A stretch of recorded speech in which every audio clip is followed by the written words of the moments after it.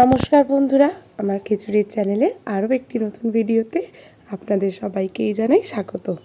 বেশ কয়েকদিন ধরেই এতটাই ঠান্ডা লেগে আছে যে মুখে কোনো রুচিই নেই।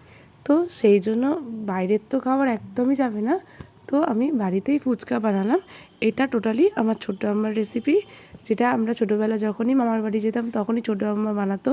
তো ছোটো আম্মার রেসিপিটাই আপনাদের সঙ্গে শেয়ার করছি।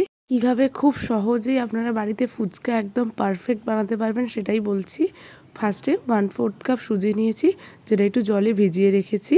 আর দুটো আলু নিয়েছি, যেটা সেদ্ধ করতে দিয়েছি।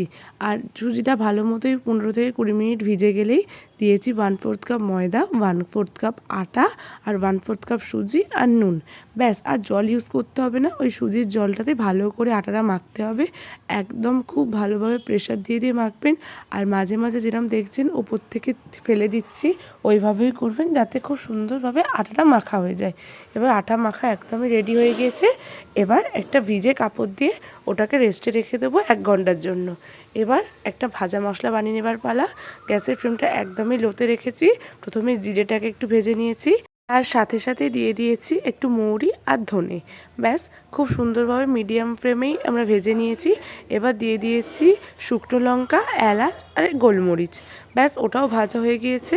এবার দিয়ে দিয়েছি নুন আর সমস্ত ভাজা মশলাটা, যেটা আগে থাকতে ভেজে নিয়েছি। এইভাবে করলে যেটা আপনার ভাজা মশলা, সেটা প্রত্যেকটা পারফেক্টলি ভাজা হবে, নয়তো কোনোটা পুড়ে যেতে পারে বা কোনোটা ভাজা নাও হতে পারে। তো এবার পুরোটা ভাজা হয়ে গিয়েছে। এবার খুব সুন্দরভাবে নোড়ার সাহায্যে ওটাকে বেটে নেব। এটা আপনারা মিক্সিতেও করতে পারেন, কিন্তু মিক্সিতে হলে টোটালি মিহি হয়ে যাবে। আর এটা একদমই মিহি করব না, নর্মাল হবে। আর আমার একটু ধনেটা কম ছিল বলে সাথে একটু সানরাইজের ধনে গুঁড়ো আমি অ্যাড করে দিয়েছি। দেখতেই পাচ্ছেন খুব সুন্দরভাবে মশলা হয়ে গিয়েছে। এবার আলুটাও আমার সেদ্ধ হয়ে গেছে, খোসাটা ছাড়িয়ে নিয়েছি।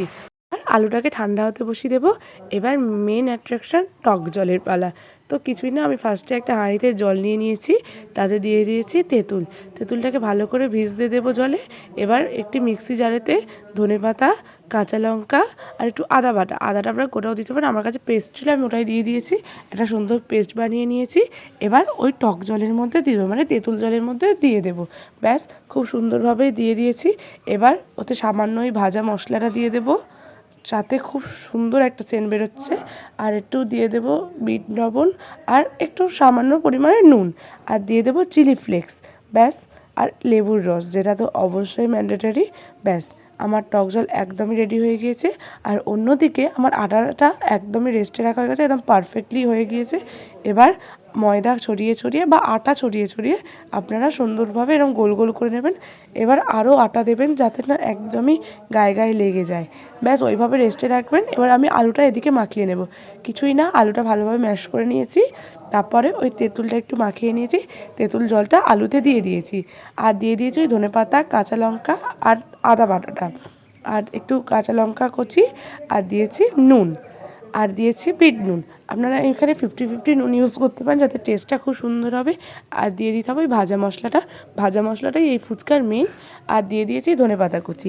আমি এখানে নিরামিষ ফুচকা বানাচ্ছি, কারণ আমি ছোটো থেকে ছোটো আমার কাছে নিরামিষ ফুচকাই খেয়েছি। তো নিরামিষ ফুচকার স্বাদটা, বাইরে তো সবসময় আঁশ ফুচকাই পাওয়া যায়, নিরামিষ ফুচকার স্বাদও দারুণই হয়। বাড়িতে অবশ্যই করে দেখবেন। এবার উপর থেকে একটু ছোলা আগে থাকতে ভিজিয়ে নিয়েছিলাম, ওটা ছড়িয়ে দেবো, আর দিয়ে দেবো একটু লেবুর রস। ব্যাস, আর এদিকে এবার আটাটা একদমই প্রপারলি রেস্ট রেখে দিয়েছিলাম, তো ওটা হয়ে গিয়েছে। এবার আটাটা ওরমভাবে মাখিয়ে নেব। এবার গোল গোল করে নেচি কেটে নেব, দেখতেই পাচ্ছেন ঠিক এরমভাবে। আর ছোট ছোট করে বেলে নেব।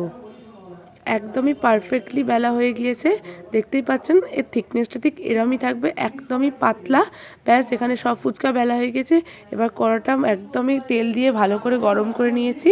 এবার ফুচকা দিলেই একদম টুবুর টুবুর হয়ে ফুলে গেছে, দেখতেই পাচ্ছেন খুব সুন্দরভাবে। আপনারা যদি পারফেক্টলি এরম ফুচকা বানাতে চান, ঠিকঠাক পরিমাণভাবে ইউজ করলে ঠিক এইভাবেই আপনারা ফুচকা রেডি করে নিতে পারবেন। দেখতেই পাচ্ছেন খুব সুন্দরভাবে আমার ফুচকা রেডি হয়ে গেছে। আর ওর আলুটা যে মাখিয়েছিলাম ওর উপর থেকে একটু মটরও ছড়িয়ে দিয়েছি। এবার ফুচকাটা একদম পাটিয়ে ভিতরে আলুটা দিয়ে টক জল দিয়ে, ওয়াও, জাস্ট দারুণ। একদমই সেই ছোটো আমার স্বাদের ফুচকা বানাতে পেরেছি, ফার্স্ট টাইমই বানিয়েছিলাম। তো তো কেমন লাগলো, কেমন হয়েছে অবশ্যই আমাকে বাড়িতে বানিয়ে জানাবেন। ভালো লাগলে লাইক, কমেন্ট অ্যান্ড শেয়ার করবেন। আমার চ্যানেলে নতুন হয়ে থাকলে অবশ্যই আমার চ্যানেলটিকে সাবস্ক্রাইব করবেন। ঠিক সহজ পদ্ধতিতে কীভাবে আপনারা বাড়িতে রান্না করতে পারবেন সেটাই আমি এখানে দেখিয়ে দেবো। টাটা।